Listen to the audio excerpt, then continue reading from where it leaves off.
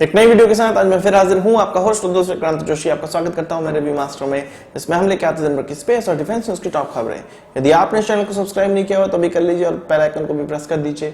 यदि आप मुझे ट्विटर पर फॉलो करना चाहते हैं, लिंक डिस्क्रिप्शन में मिल जाएगा और स्क्रीन पर भी मिल जाएगा। अपनी सबसे पहली खबर की बात करेंगे तो वो स्पेस सेक्टर से निकलकर सामने आ रही है। आपको पता है कि अंतरिक्ष में विश्व के अनेक देशों के सैटेलाइट घूमते रहते हैं और कभी कभी ये सैटेलाइट एक दूसरे के बहुत ज्यादा नजदीक हो जाते हैं या आ जाते हैं। उस कंडीशन में कोलिजन भी हो सकता है या दोनों ही सैटेलाइट मनोवर परफॉर्म करके एक दूसरे से दूर भी जा सकते हैं, पर जनरली इस प्रकार की चीजें देखने को नहीं मिलती हैं। और अगर देखने को मिलती भी हैं तो वो स्पेस एजेंसियां छुपा ले जाती हैं या उसको बाहर नहीं बताती हैं और उसको मैनेज कर ले जाती हैं। पर इस बार ऐसा नहीं हुआ। इसरो और रोसकॉस्मोस की सैटेलाइटें, अगर भारत की इसरो की बात की जाए तो कार्टोसैट 2F के नजदीक रशिया की जो सैटेलाइट है जिसका नाम कानोपस 5 है वो काफी नजदीक आ गई और रशिया के मुताबिक ये 225 मीटर तक नजदीक आ चुकी है। 225 मीटर की दूरी केवल रह गई है, जबकि अगर इसरो की बात की जाए तो 450 मीटर की दूरी रह गई है या इन दोनों के बीच में दूरी है। दोनों ही स्पेस एजेंसी अपने सैटेलाइट को ट्रैक करती रहती है और इसी ट्रैकिंग के दौरान ये पता चला कि दोनों ही स्पेस एजेंसीज के जो सैटेलाइट है वो काफी नजदीक आ चुके हैं।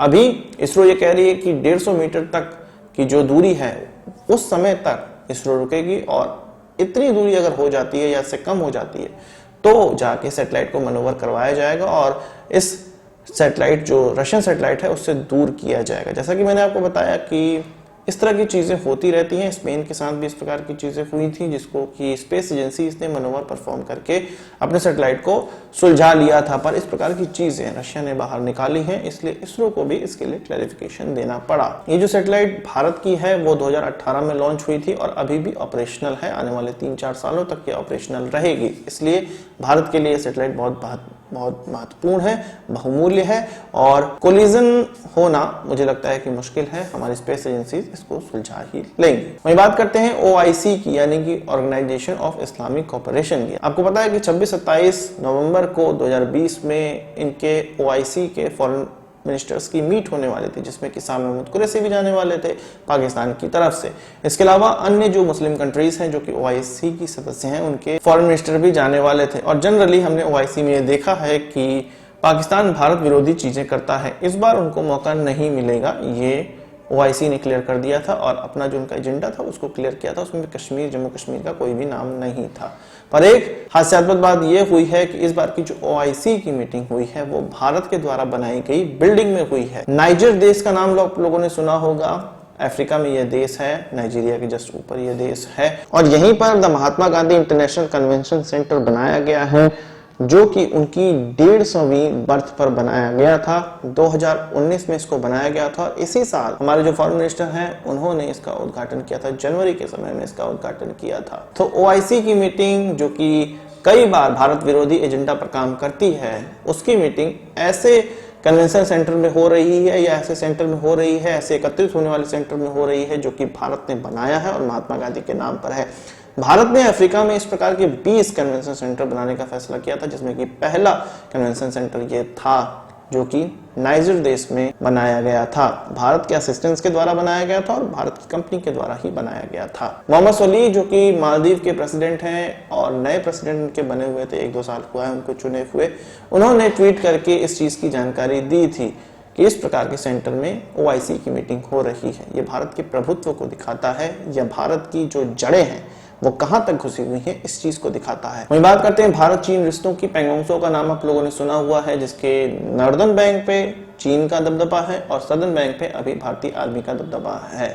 यहाँ पर कहा जा रहा है कि मार्कोस को डिप्लॉय कर दिया गया है, यानी कि मरीन कमांडोज को डिप्लॉय कर दिया गया है। इस तरह की खबरें मैंने आपको 3-4 महीने पहले ही बताई थी, जहां पर मरीन कमांडो के सूट में हमें हमारे जवान दिखाई दिए थे और इसके अलावा उनके प्रपल्सन के लिए जिस सिस्टम का इस्तेमाल किया जाता है वो भी देखने को मिला था, उनके प्रपल्सन व्हीकल भी देखने को मिला था। इसके अलावा ये खबरें निकल कर आ रही कि नई बोटें अब पैंगोंगसो के लिए रवाना हो गई हैं या उनको जल्द ही मिलने वाली हैं और मार्कोस इसके बाद अपने काम पर लग जाएगा। हालांकि खबर ये अभी निकली है, पर इससे पहले जैसे कि मैंने बताया 3-4 महीने पहले ही मैंने प्रेडिक्ट कर दिया था कि ये मार्कोस वहां पर डिप्लॉय हो गए हैं और इंटरनेट पे इस तरह की बहुत सी खबरें चली थी, अनऑफिशियल खबरें चली थी। पर अब अखबारों की सुर्खियां भी ये बनने लगी हैं।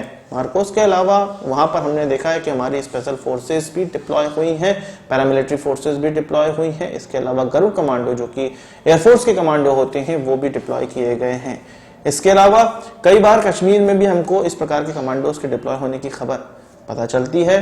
चीन के लिए इनसे पार पाना बहुत ज्यादा मुश्किल है। वही बात करते हैं चीन और नेपाल के रिश्तों की। आपको पता है कि नेपाल की जब गवर्नमेंट जाने वाली होती है, दो कम्युनिस्ट पार्टियों को मिला के अभी वहां की गवर्नमेंट चल रही है। दोनों ही कम्युनिस्ट पार्टी में हमेशा खटक मस्ती रहती है और पुष्प कमल दहल जो कि दूसरी पार्टी के हैं, दूसरी कम्युनिस्ट पार्टी के हैं, वो प्रधानमंत्री ओली को हमेशा ये कहते रहते हैं कि वो प्रधानमंत्री के पद से इस्तीफा दे दें। चीन यहाँ पर अपने एम्बेसडर के माध्यम से इस सरकार को बचाए रखता था, पर अभी कुछ दिनों पहले मैंने आपको बताया था कि इस बार की जो खटक मची है उसके बाद जब चीन के एम्बेसडर ने प्रधानमंत्री ओली से मुलाकात की तो प्रधानमंत्री ओली ने यह साफ साफ कह दिया कि चीन इन सब चीजों से दूरी बनाए रखे और प्रधानमंत्री ओली अपने हिसाब से खुद जो पार्टी है उसको मैनेज कर लेंगे और देश की सरकार को भी मैनेज कर लेंगे। ये जो शिफ्ट है वो दिखाता है कि अब नेपाल फिर से भारत के खेमे में आता नजर आ रहा है। कोई ऐसे मनमुटाव रह गए होंगे जो कि भारत के द्वारा अब दूर कर लिए गए हैं और उनके कृत्य में भी, नेपाल के कृत्य में भी ये दिखाई दे रहा है। चाहे वो नेपाली जो डिफेंस मिनिस्टर है उसको हटाने से लेकर हमारे जो फॉरेन सेक्रेटरी है उनसे मुलाकात, इन सारी चीजों के द्वारा ये दिखाया जा रहा है, ये दिख रहा है कि नेपाल भारत के अब और क्लोज आ रहा है। वही बात करें वियतनाम और भारत के रिश्तों की, हमारे डिफेंस मिनिस्टर और वियतनाम के डिफेंस मिनिस्टर के बीच में आज एक वीडियो कॉन्फ्रेंसिंग के माध्यम से वार्ता हुई और इसमें भारत ने वियतनाम को किसी भी प्रकार के डिफेंस इक्विपमेंट बेचने के लिए हामी भरी और असिस्टेंस देने की बात कही। इसके लिए डिफेंस इक्विपमेंट और असिस्टेंस देने के लिए $600 मिलियन का लाइन ऑफ क्रेडिट भी भारत ने वियतनाम को दिया या इसकी घोषणा की। ये जो डिफेंस इक्विपमेंट की बात की जा रही है उसमें सबमरीन हो गए, उसमें शिप्स हो गई या आकाश मिसाइल डिफेंस सिस्टम हो गए या आर्टिलरी गन्स हो गई, इन सभी चीजों को वियतनाम के सामने रखा गया है। इसमें जो बहुत महत्वपूर्ण चीज है वो हमारे अस्त्र मिसाइल को भी वियतनाम के सामने रखा गया है। वियतनाम आप जानते हैं कि SU-30 का इस्तेमाल करता है, इसके अलावा SU-27 का भी इस्तेमाल करता है जिसमें कि इन मिसाइलों को आसानी से लगाया जा सकता है और भारत भी इंटीग्रेट करके दिखा चुका है और इस्तेमाल भी कर रहा है, इंडियन एयरफोर्स के द्वारा इस्तेमाल किया जा रहा है। तो अब इसको वियतनाम के सामने रखा गया है। वही बात कर लेते हैं कराकल की। UAE की कंपनी आप जानते हैं कि ये है और CAR-816 को भारत ने चुना था, कार्बाइन को भारत ने चुना था, क्लोज क्वार्टर बैटल कार्बाइन को भारत ने चुना था और अभी तक उनको ऑर्डर नहीं दिया गया और ये खबर निकल कर आई थी सितंबर में कि इस ऑर्डर को कैंसिल कर दिया जाएगा। फास्ट ट्रैक प्रोसीजर के माध्यम से इस कार्बाइन को खरीदा जा रहा था। 2018 में पूरी डील फिक्स हो गई कि इस अब कार्बाइन को खरीदा जाएगा, पर तब से अभी तक ऑर्डर नहीं दिया गया था। भारत ने यह कहा था कि मेक इन इंडिया के तहत भारत अब इस प्रकार की कार्बाइन बनाएगा।